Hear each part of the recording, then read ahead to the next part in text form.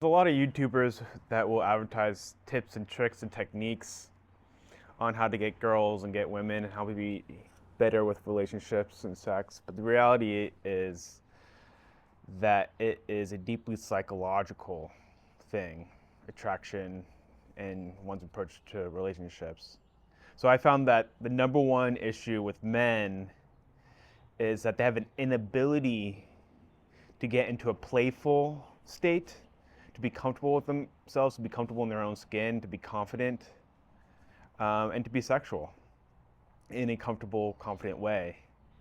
And what's preventing them from getting into this state is chronic emotional or psychological issues.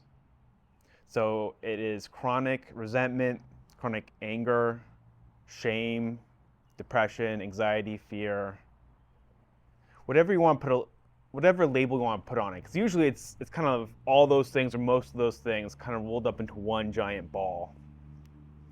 And you can't really pick them apart so easily. You know, AA likes to say it's always resentment that causes people to drink. It's like, yeah, it's resentment, but it's probably resentment which feeds into depression, which feeds back into resentment and back and forth continuously. Um,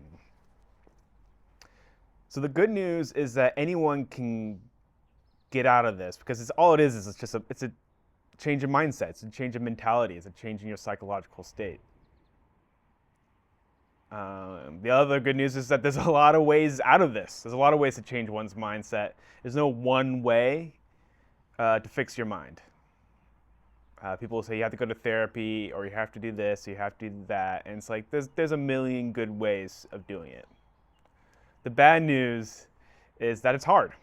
You know, changing one's ingrained thought patterns, one's core beliefs, one's psychological patterns is hard. It takes time. It's not going to happen overnight. You have to be very patient with yourself. And what I found is that in my own life and with others, is that it's almost like you have to like just chip away. You chip away at bad behaviors, you chip away at bad thought processes, you chip away at um, just bad psychological patterns. And every once in a while, as you chip away, like a big rock will kind of come loose, and you'll have like a big aha moment, or things will just kind of start coming easier. But it takes a lot of time, takes a lot of grinding, takes a lot of reflection, takes a lot of behavioral pattern changes. I'd say the two major ways of going about it is sort of outside in and inside out. So outside in is like we focus on the behaviors and the actions that are driven by these internal psychological states. So it's like, you know, you focus on addiction recovery. You have an addiction you have that you want to end, you know, addicted to alcohol or drugs or pornography, masturbation, overeating, could be a million things. And as you try to get control of that, you realize, oh, this is driven not just by habit, it's also driven by these, you know, by depression, by resentment, by shame, whatever the case may be. And so as you're fixing the behaviors, you're also fixing the psychological state. Or you could go about inside out, which is you really just focus on the psychological aspects. And then the behaviors, the addictions, the whatever, sort of fix themselves in the background. What you found is it's sort of you focus on the behaviors, the addictions, and then you focus on the psychological states. You kind of go back and forth. You kind of seesaw back and forth because they're interconnected, right? I mean, if you aren't healthy, you have chronic stress in your life. You have a stress at your work. You have stress in your home life. If you're not exercising, not eating well, yeah, you're gonna feel like shit internally, and that will feed back into your life. It's all connected. It's hard to. That's why I say it's like you chip away at different angles. You chip away at okay, I'm gonna eat better, I'm gonna sleep better, I'm gonna try to reflect more and try to see like be more emotionally self-aware. Um, and what you'll find is that a lot of times it's stuff that happened in early childhood. You can even pinpoint it oftentimes to a single childhood memory that drives a lot of your behavior and drives a lot of your approach to relationships. To take one example, people who suffer from Munchausen syndrome. So it's a psychological disorder where people pretend to be sick for attention. A very common pattern with these people with this disorder, is that they grew up in a household with neglectful or abusive parents, but they have one memory or maybe a series of memories where they got sick. And when they got sick, their parent stopped being neglectful, stopped being abusive, and became very attentive and very caring and very understanding. And so they became the parent they always wanted them to be, right? And so people end up way into adulthood, years, decades later, replicating this behavior because they've learned that, oh, if I pretend to be sick, I'll get the love and the care that I want in life. And you'd be shocked how many people spend their whole life just trying to recreate certain childhood memories because it gets so ingrained in their head um, that they'll get what they need psychologically if they do X, Y, Z. I've seen it happen with others. I've seen it happen with myself. This is certainly true when it comes to one's relationship to your body, one's relationship to your sexuality, where it's like, yeah, you probably have a very specific memory or maybe a series of memories